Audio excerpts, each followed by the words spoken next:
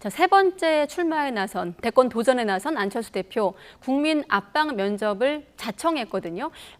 이 같은 방식을 선택한 배경은 어디에 있다고 보십니까? 그러니까 그 민주당도 압박 면접을 했거든요. 민주당 후보도 그리고 네. 그 국민의힘도 역시 진중권 교수라든가 이렇게 모셔갖고 또 후보들이 압박 면접을 받았지 않습니까? 그러니까 이제 국민의당도 이제 안철수 후보가 그런 이제 포맷으로 본인을 해달라라고 이제 한 것 같고, 그래서 저도 이제 그 내내 이제 압박 면접을 다 지켜봤는데 네. 민주당과 그 국민의힘에서 했던 거하고 좀 사뭇 분위기가 달라요. 그 보신 분은 아시겠지만 네.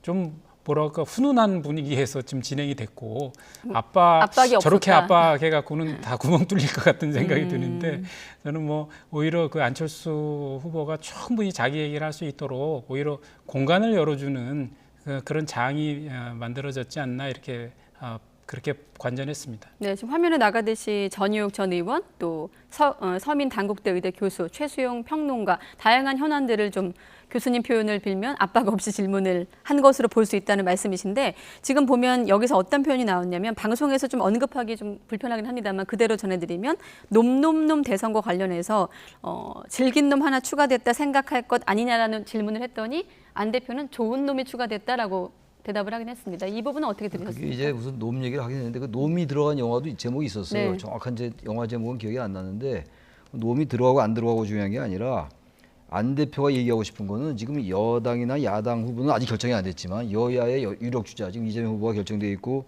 야당 후보가 이제 곧 뭐 결정이 될 텐데 네. 이 여야의 유력 이 대선 주자들이 뭔가 문제가 많다.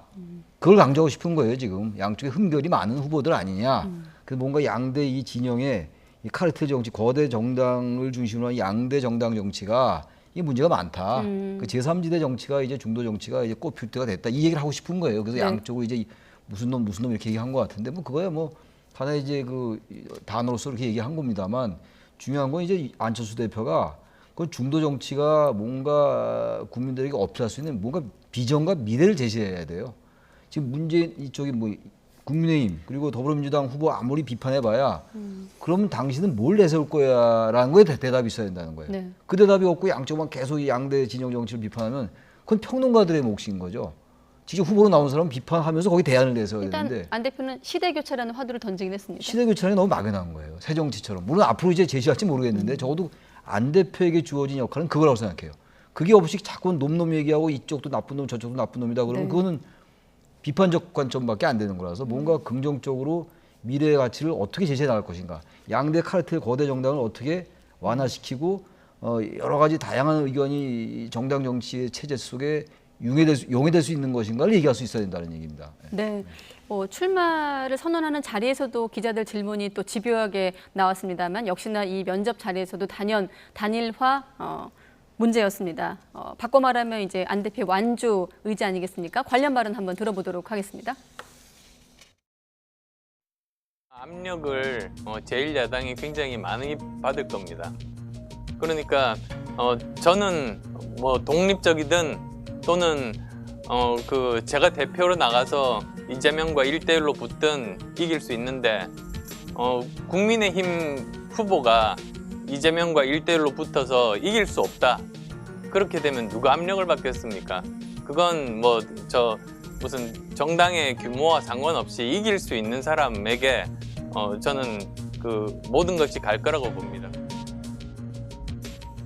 네, 사실 아직 본격적으로 대권 행보 시작도 안 했는데 야권에서 단일화가 거론되고 있고 지금 국민의힘 주자들도 너나 할 것 없이 이른바 러브콜을 보내고 있는 상황인데 완주할 수 있다고 보십니까? 할 그러니까 거라고 지금 보십니까? 안철수 대표의 그 말을 딱 들으면서 저는 왜 부동산 개발할 때 알박기 이런 거 있지 않습니까? 왜 집 한 채 딱 놔두면 전체를 개발할 수 없게끔 만드는 딱 그게 연상되더라고요. 아까 어떻게 했냐면 1대1로 붙어서 이길 수 없는 상황이면 오면은 이제 본인이 나설 수밖에 없다. 뭐 이런 거 아니겠습니까? 결국 자기가 5%든 3%든 지고 가면 결국은 자기 없이는 안 될 것이고 그러면 후보를 양보해달라고 요구하겠다 이런 뜻인 것 같아서 근데 지금은 뭐 나설 때는 그렇게 하겠지만 저는 이번 선거는 이 지난번 선거와는 굉장히 다르다. 지난번에 이제 안철수 대표가 나와서 한 21%인가 지지율을 받았죠. 그때는 사실 그 뭐 문재인 후보로 당연히 대부분 다 문재인 후보가 되는 가능성이 거의 99% 된 선거 아니겠습니까? 그러니까 홍준표 후보, 안철수 후보, 유승민 후보, 심상정 후보 다 나와서 이렇게 자기만의 또 경쟁을 할 수 있었던 조건이 있었던 것이고, 이번에는 어떻게 보면 정권을 재창출을 하려고 하는 세력, 그다음에 정권을 교체해야 돼 있던 세력의 큰 판과 판의 충돌로 가는 선거이기 때문에 전 중도에서 뭘 할 수 있는 공간도 없고, 그렇게 하는 순간 국민의 지탄을 받을 거라고 생각하거든요. 그래서 저는 안철수 후보가 지금 뭐 기세 좋게 뭐 나서기는 하셨지만 중간에 국민적인 엄청난 압박 속에서 결국은 어떤 단일화를 갈 수밖에 없는 그런 선거의 지형이 형성될 것이다, 이렇게 예측합니다. 네. 단호하게 선을 그었지만 또 바꿔 말하면 제1야당 후보를 또 언급했거든요. 제1야당 후보가 양보해 준다면 정권 교체 가능하다고 발언을 했는데, 사실 다른 제3지대 뭐 구체적으로 김동연 전 부총리도 있을 거고요. 오히려 제1야당을 언급한 분이 저는 좀 눈에 띄기도 하거든요. 그 제1야당 후보가 양보하기가 어렵겠죠. 그러니까 정치적인 거 수사라고 생각해요. 정치적인 네. 수사인 것이지 단일화를 뭐 이제 해야 되겠죠. 지난 서울시장 선거 때처럼 아마 그 과정으로 갈 거예요. 아마 그래서 안 후보가 오히려 이제 안 대표가 먼저 단일화를 제안할 수 있어요. 네. 이준석 대표는 뭐 이제 국민의힘이 먼저 제안할 일은 없다 그러는데 뭐 그것도 이제 그때 가봐야지 하는 거고, 기본적으로 어쨌든 단일화라는 과정을 거치지 않을 수밖에 없다. 만약에 지금 안 후보가 출마하면은 워낙 박빙우가 할 공산이 큰데 네. 거의 뭐 국민의힘으로서는 패배가 거의 명확 가난해질 수가 있는 거라서 거기에 대한 부담은 큰 거예요. 선거 현실에서. 네. 그런 걸 의식 안 할 수 없어요. 문제는 이제 안철수 후보가 5%를 유지할 수 있느냐, 5%, 6%를 계속 선거 마지막까지. 그렇다면 이 중도지대에서 안 대표가 갖는 영향력은 커질 거예요. 근데 그렇지 않고 계속 이제 우리 이 교수 말씀처럼 양쪽으로 갈라지면서 중도가 양쪽 진영으로 수렴하면서 네. 중도의 공간이 없어지면 안 후보의 지지율이 떨어지고, 그렇다면 뭐 단일화나 이런 거 가지고 파괴력을 보일 가능성은 거의 없어 보이는 거죠. 문제는 새로운 유권자들이 목말라하는 뭔가 분명히 있어요. 중도 정치. 양대 진영에 굉장히 혐오를 갖는 게 있는데 네. 그걸 못 보여주면 제가 말씀드린 후자로 가는 것이고, 보여준다면 6%, 7%도 갈 수 있는 것이고, 예. 그건 모르지. 이건 안 대표의 몫이라고 생각합니다. 그리고 또 국민의힘 경선 후보가 누구로 확정되는지도 그것도 함께 달라지겠죠. 보면서 네. 안철수 후보의 어떤 또 지지율도 함께 맞물려서 보도록 하겠습니다. 시간 거의 다 됐는데 시청자분들이 좀 피부에 와닿는 뉴스이기 때문에 짧게 한 가지만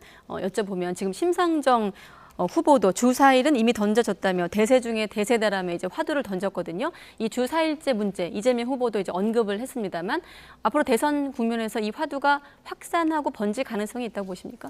근데 주 4일제에 대해서 뭐 저는 그게 당장 도입하자 이런 취지라면 뭐 확산되겠지만, 지금 뭐 이재명 후보도 뭐 그렇게 가야 된다는 정도인 것이고, 그다음에 어느 후보이든 간에 어느 정당이든 간에 우리 사회가 더 생산력이 고도화되고 경제 수준이 높아지면 주 4일제가 아니라 주 3일제로도 갈 수 있는 거 아니겠습니까? 네. 그런데 현재 우리 경제에 처해 있는 상황에 그렇게 갈 수 있느냐, 당장 할 수 있느냐의 문제에서는 이견이 있을 수 있다고 보는데, 당장 뭐 예를 들어 심상정 후보는 뭐 당장 하자고 주장한다면 그건 논쟁이 있을 수 있겠지만, 우리 그 사회가 가야 되는 과제 정도로 언급을 한다면 그건 논쟁거리는 되지 않을 것이다, 이렇게 생각합니다.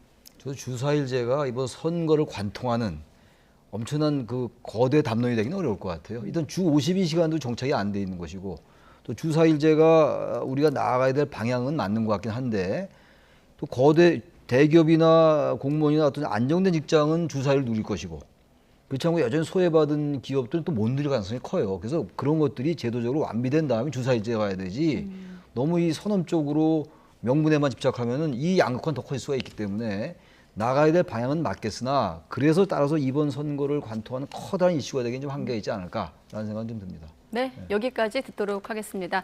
네, 최창렬 용인대 교수, 이기재 동국대 겸임교수 두 분과 함께했습니다. 오늘 고맙습니다. 네.